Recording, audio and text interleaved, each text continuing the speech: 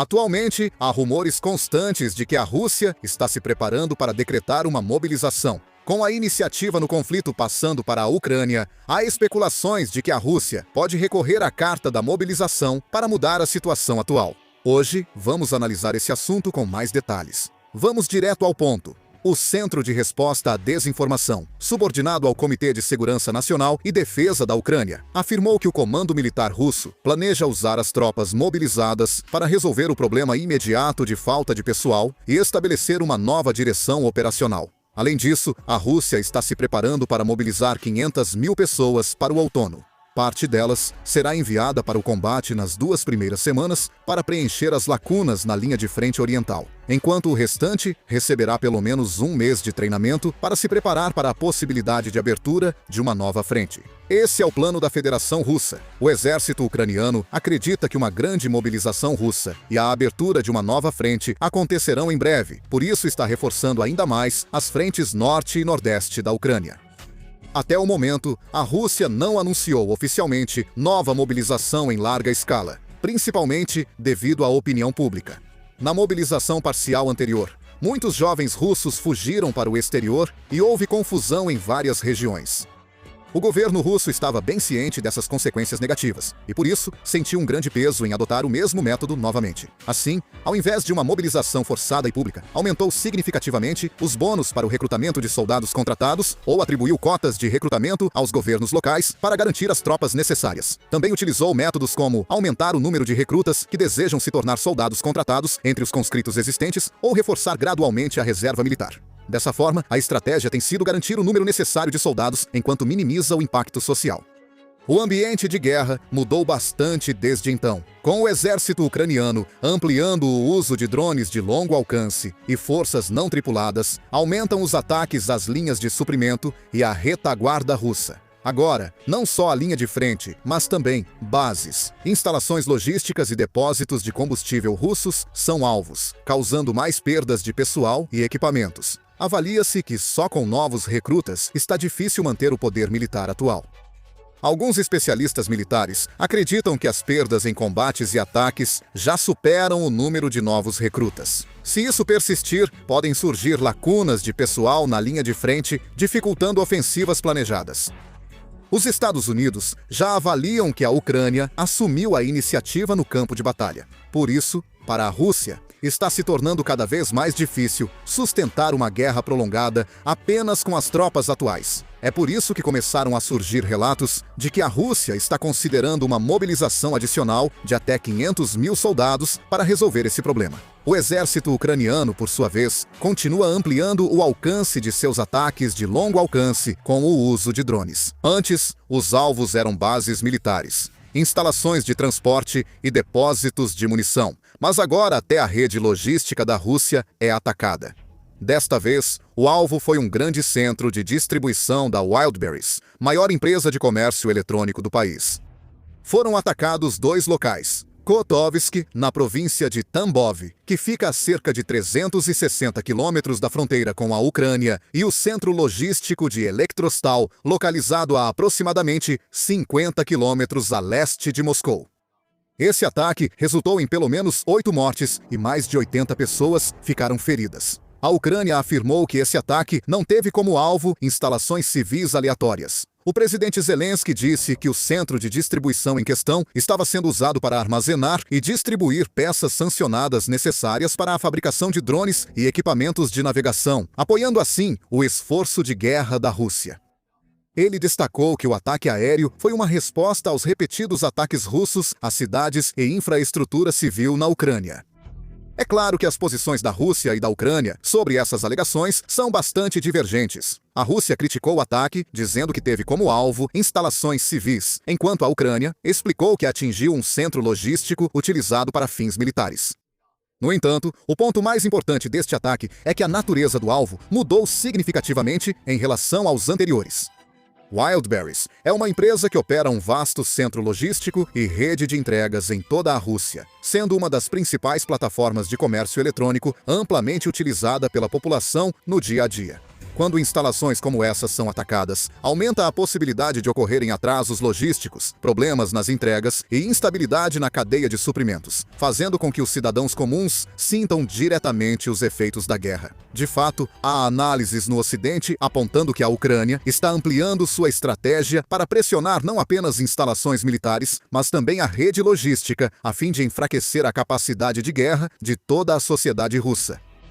Ou seja, interpreta-se que a intenção é abalar tanto as tropas na linha de frente quanto todo o sistema de retaguarda da guerra. Especialmente o fato de que empresas frequentemente utilizadas pelos cidadãos russos no dia a dia começaram a se tornar alvos de ataques está sendo avaliado como uma mudança que mostra a possibilidade de que os efeitos da guerra se expandam ainda mais, indo além do campo militar e atingindo toda a sociedade e economia. No entanto, mesmo assim, a Rússia continua buscando prolongar a guerra.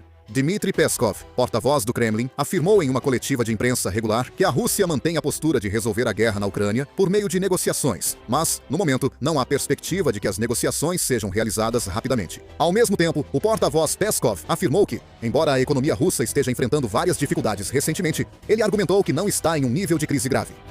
Isso mostra que, como a situação do país está razoável, eles continuam a guerra. No entanto, há avaliações de que a realidade enfrentada pelo exército russo está se tornando cada vez mais difícil. O Wall Street Journal analisou que os ataques de drones de longo alcance da Ucrânia estão abalando o próprio modo de condução da guerra pela Rússia. Até agora, a Rússia trouxe para a guerra o cálculo de que se a guerra se prolongasse, o tempo estaria a seu favor. No entanto, recentemente, há apontamentos de que essa estratégia está sendo abalada. Isso porque o exército ucraniano não está apenas enfrentando na linha de frente, mas também atacando continuamente as linhas de suprimento, instalações e infraestrutura energética na retaguarda russa, ampliando o peso da guerra para além da linha de frente. Se o envio de tropas e munições para a linha de frente continuar sendo interrompido, inevitavelmente haverá problemas no fornecimento necessário para manter as operações ofensivas. De fato, embora o exército russo ainda esteja avançando gradualmente em algumas regiões, muitos avaliam que a velocidade de avanço diminuiu visivelmente em comparação com o início da guerra ou com o ano passado. Também há análises de que a tática está mudando para concentrar tropas em áreas específicas, em vez de pressionar uma grande região de uma só vez. Por outro lado, mesmo enfrentando dificuldades devido à falta de tropas, o exército ucraniano está utilizando ativamente drones de longo alcance para atacar sucessivamente instalações de refino de petróleo, depósitos de combustível, depósitos de suprimentos militares e instalações de apoio logístico na Crimeia, ocupada pela Rússia e no próprio território russo. Assim, além de enfrentar diretamente as tropas na linha de frente, eles continuam com uma estratégia de pressionar até mesmo o sistema de retaguarda que movimenta o exército russo. Na própria Rússia, já há preocupações sobre essas mudanças. Ruslan Puov, diretor do Centro de Análise de Estratégia e Tecnologia, um think tank de Moscou, avaliou que a posição estratégica da Rússia piorou ainda mais em relação ao passado durante o último ano. Ele afirmou que o avanço das forças terrestres ficou mais lento do que antes. A capacidade de contra-ataque da Ucrânia se fortaleceu e até mesmo dentro das forças russas, há sinais de fadiga devido à guerra prolongada.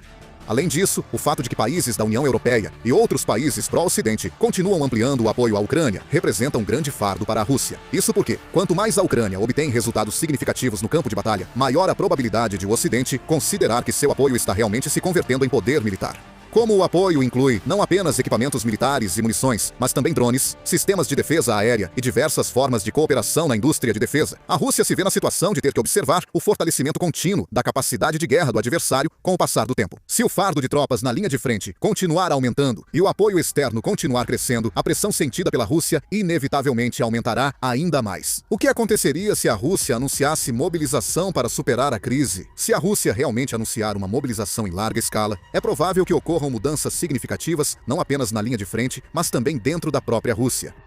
Jovens em idade militar serão os primeiros afetados. Até na mobilização parcial anterior, muitos tentaram sair para países vizinhos para evitar o recrutamento, lotando postos de fronteira e aeroportos. Também não se pode descartar a possibilidade de que movimentos semelhantes se repitam desta vez. Se os jovens saírem da força de trabalho, empresas terão mais dificuldade para contratar, e setores como manufatura, construção e transporte podem ter maior pressão operacional. No interior, onde é mais difícil garantir mão de obra do que na área metropolitana, pode haver ainda mais falta nas indústrias. Empresas podem ter que ajustar a produção ou elevar custos de contratação se trabalhadores qualificados forem para o serviço militar. O clima social também pode mudar em relação ao passado, pois, se a questão não for apenas de alguns soldados na guerra, mas começar a afetar as famílias comuns, a sensação de insegurança pode aumentar. O governo russo deve ver com preocupação a disseminação desse clima e pode reforçar o controle de informações sobre a guerra, censura da mídia e gestão da opinião pública online. A Rússia pune severamente a divulgação de informações falsas sobre a guerra ou críticas ao exército. Se houver mobilização em massa, o controle para evitar agitações sociais pode ser ainda mais rígido. No entanto, isso não significa que será possível impedir completamente a agitação popular, pois, quanto mais se tenta reprimir, maior será a raiva. No final das contas, o presidente Putin acabou enfrentando a pior situação possível, perdendo ainda mais por ter iniciado a guerra de forma precipitada.